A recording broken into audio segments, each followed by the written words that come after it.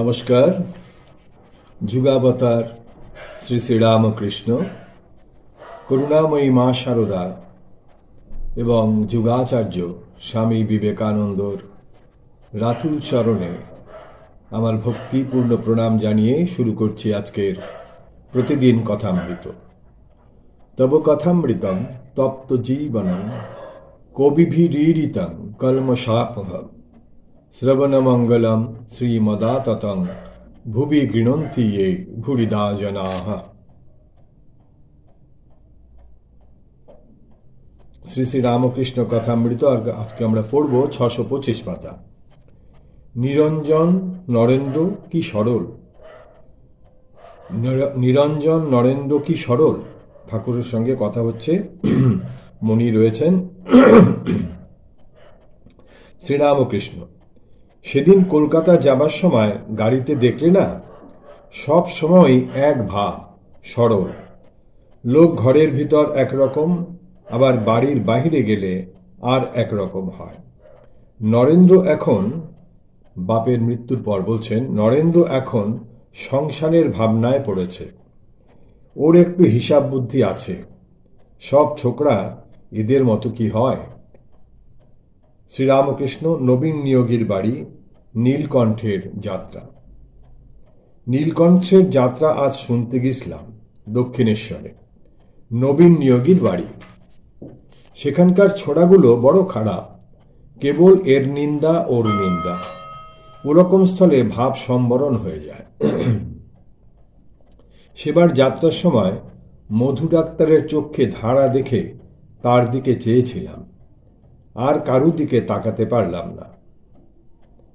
চতুর্থ পরিচ্ছেদে যাচ্ছি। শ্রীরামকৃষ্ণ, কেশব ও ব্রাহ্ম সমাজ, সমন্বয় উপদেশ। The universal Catholic church of Sri Ramakrishna. Sri Ramakrishna মণির প্রতি। আচ্ছা, লোক যে এত আকর্ষণ হয়ে আসে এখানে, তার মানে কি? মণি, আমার ব্রজের লীলা মনে পড়ে। কৃষ্ণ যখন রাখাল আর বৎস হলেন, তখন রাখালদের উপর গোপীদের আর বৎসদের উপর গাভীদের বেশি আকর্ষণ হতে লাগল। শ্রীরামকৃষ্ণ, সে ঈশ্বরের আকর্ষণ। কি জানো, মা এইরূপ ভেলকি লাগিয়ে দেন আর আকর্ষণ হয়। আচ্ছা, কেশব সেনের কাছে যত লোক যেত, এখানে তো তত আসে না। আর কেশব সেনকে কত লোক গণে মানে, বিলাতে পর্যন্ত জানে। কুইন, অর্থাৎ রানী ভিক্টোরিয়ার কথা বলছেন, কুইন কেশবের সঙ্গে কথা কয়েছে। গীতায় তো বলেছে, যাকে অনেকে গণে মানে সেখানে ঈশ্বরের শক্তি। এখানে তো অত হয় না। মণি, কেশব সেনের কাছে সংসারী লোক গিয়েছে। শ্রীরামকৃষ্ণ, হ্যাঁ তা বটে, ঐহিক লোক। মণি, কেশব সেন যা করে গেলেন তা কি থাকবে? শ্রীরামকৃষ্ণ, কেন? সংহিতা করে গেছে, তাতে কত নিয়ম। মণি, অবতার যখন নিজে কাজ করেন তখন আলাদা কথা, যেমন চৈতন্যদেবের কাজ। শ্রীরামকৃষ্ণ, হ্যাঁ হ্যাঁ ঠিক। মণি, আপনি তো বলেন, চৈতন্যদেব বলেছিলেন, আমি যা বীজ ছড়িয়ে দিয়ে গেলাম, কখনো না কখনো এর কাজ হবে। কার্নিশের উপর বীজ রেখেছিল, বাড়ি পড়ে গেলে সেই বীজ আবার গাছ হবে। শ্রীরামকৃষ্ণ, আচ্ছা, শিবনাথরা যে সমাজ করেছে তাতেও অনেক লোক যায়। মণি, আজ্ঞা, তেমনি লোক যায়। শ্রীরামকৃষ্ণ সহসে, হ্যাঁ হ্যাঁ, সংসারী লোক সব যায়। যারা ঈশ্বরের জন্য ব্যাকুল, কামিনী কাঞ্চন ত্যাগ করতে ইচ্ছা করছে, এমন সব লোক কম যায় বটে। এই ঠাকুরের যে সরল স্বভাব, সরল ভাব। মণিকে মাস্টারমশাইকে সব জিজ্ঞাসা করছেন যে কেশব সেনের কাছে যে এত লোক যায়, আমার এখানে তো তত লোক আসে না। তো মাস্টারমশাই বলছেন যে কেশব সেনের কাছে যায় সব সংসারী লোকেরা, আর আপনার এখানে আসেন ত্যাগী লোকেরা, ত্যাগী যুবকেরা যারা ভক্ত, আর সেখানে যারা সংসারে দগ্ধ সেই সমস্ত লোক যাচ্ছে। তা আবার জিজ্ঞাসা করছেন যে শিবনাথরা যে করেছে সেখানেও তো অনেক লোক যায়। তো মাস্টারমশাই বলছেন সেখানেও ওই একই ধরনের লোকই যাচ্ছে। তখন ঠাকুর বলছেন সহস্রে, হ্যাঁ হ্যাঁ, সংসারী লোক সব যায়। যারা ঈশ্বরের জন্য ব্যাকুল, কামিনী কাঞ্চন ত্যাগ করতে চেষ্টা করছে, এমন সব লোক কম যায় বটে। মনি, এখান থেকে একটা স্রোত যদি বয় তাহলে বেশ হয়। সে স্রোতের টানেতে সব ভেসে যাবে। এখান থেকে যা হবে সে তো আর একঘেয়ে হবে না। শ্রীরামকৃষ্ণ ও হিন্দু, মুসলমান, খ্রিস্টান, বৈষ্ণব ও ব্রহ্মজ্ঞানী। শ্রীরামকৃষ্ণ সহাস্যে, আমি যার যা ভাব তার সেই ভাব রক্ষা করি। মণি বলছিলেন যে এখান থেকে একটা স্রোত যদি বয়ে যায় তাহলে বেশ হয়। সে স্রোতের টানেতে সব ভেসে যাবে। এই যা যা আছে সব ভেসে চলে যাবে। এখান থেকে যা হবে সে তো আর একঘেয়ে হবে না। এই কথার প্রত্যুত্তরে মাস্টারমশাইকে ঠাকুর বলছেন যে, হেসে হেসে বল, সহাস্যে, আমি যার যা ভাব তার সেই ভাব রক্ষা করি। বৈষ্ণবকে বৈষ্ণবের ভাবটি রাখতে বলি, শাক্তকে শাক্তের ভাব। তবে বলি, এ কথা বলো না আমারই পথ সত্য আর সব মিথ্যা, ভুল। হিন্দু, মুসলমান, খ্রিস্টান নানা পথ দিয়ে এক জায়গায় যাচ্ছে। নিজের নিজের ভাব রক্ষা করে আন্তরিক তাকে ডাকলে ভগবান লাভ হবে। বিজয়ের শাশুড়ি বলে, তুমি বলরামদের বলে দাও না সাকার পূজার কি দরকার, নিরাকার সচ্চিদানন্দকে ডাকলেই হলো। বলছেন বিজয়ের শাশুড়ি বলে, তুমি বলরামদের বলে দাও না সাকার পুজোর কি দরকার, নিরাকার সচ্চিদানন্দকে ডাকলেই হলো। আমি বললাম, অমন কথা আমিই বা বলতে যাব কেন, আর তারাই বা শুনবে কেন? মা মাছ রেঁধেছে, কোনো ছেলেকে পোলোয়া রেঁধে দেয়, যার পেট ভালো নয় তাকে মাছের ঝোল করে দেয়।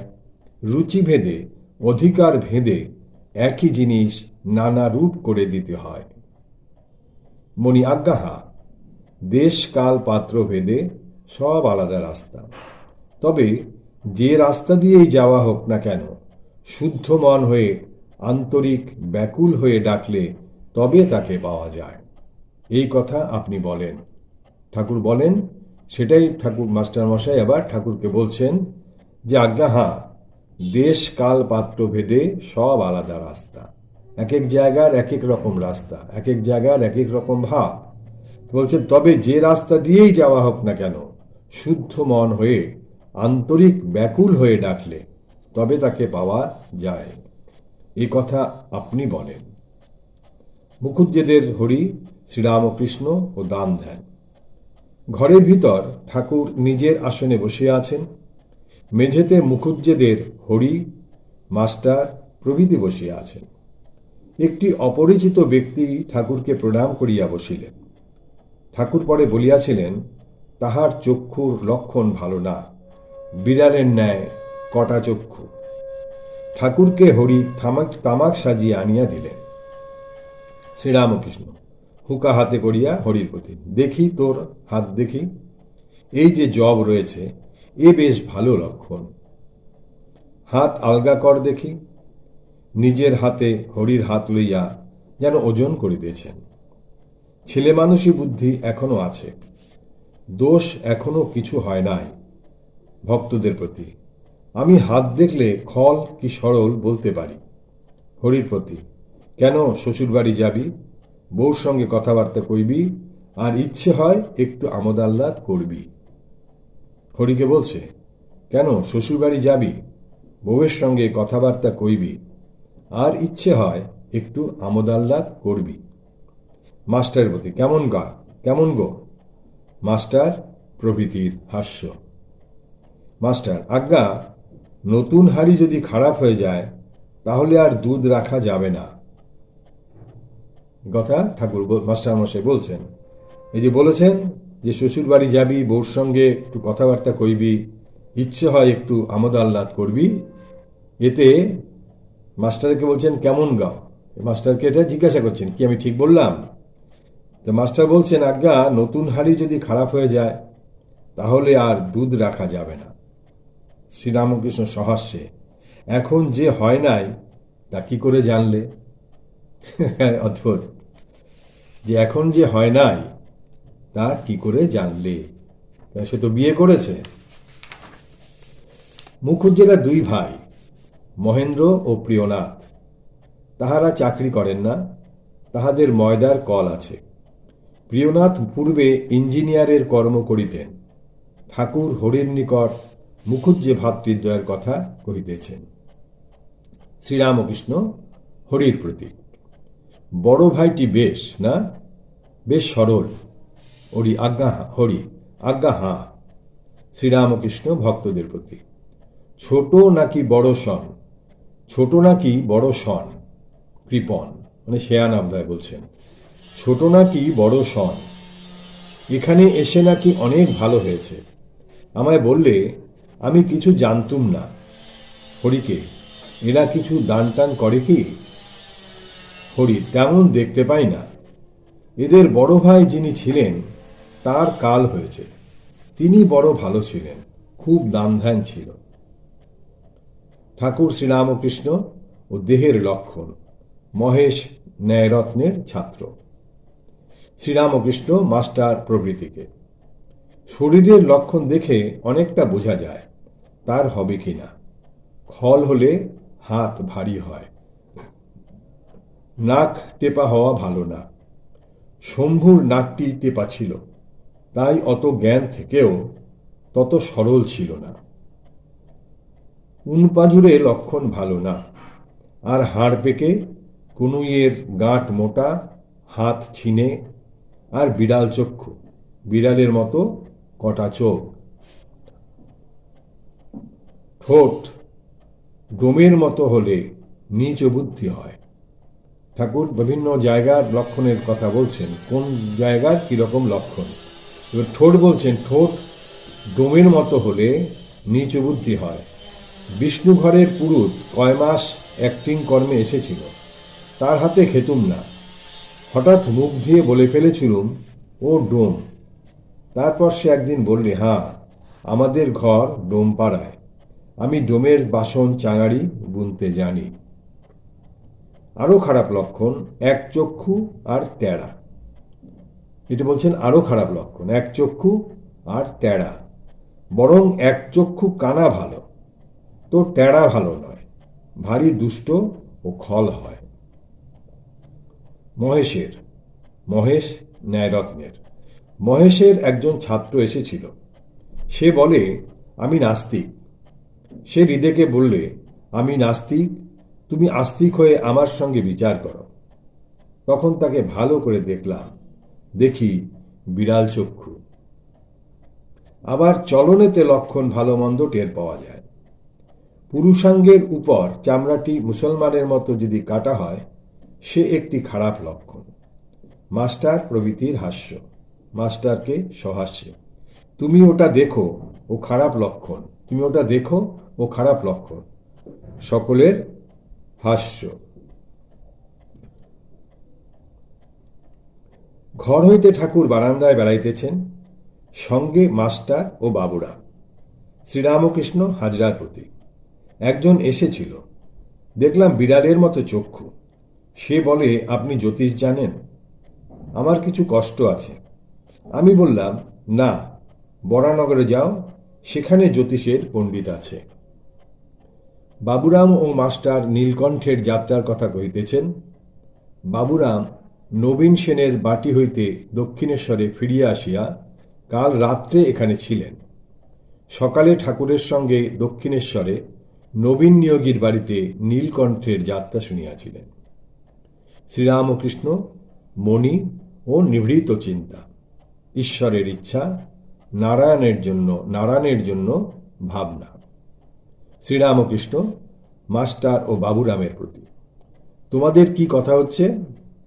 মাস্টার ও বাবুরাম, আজ্ঞা নীলকণ্ঠের যাত্রার কথা হচ্ছে, আর সেই গানটির কথা, শ্যামা পদে আস, নদীর তীরে বাস।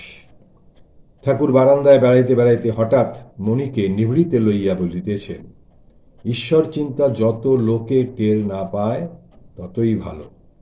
হঠাৎ এই কথা বলিয়াই ঠাকুর চলিয়া গেলেন।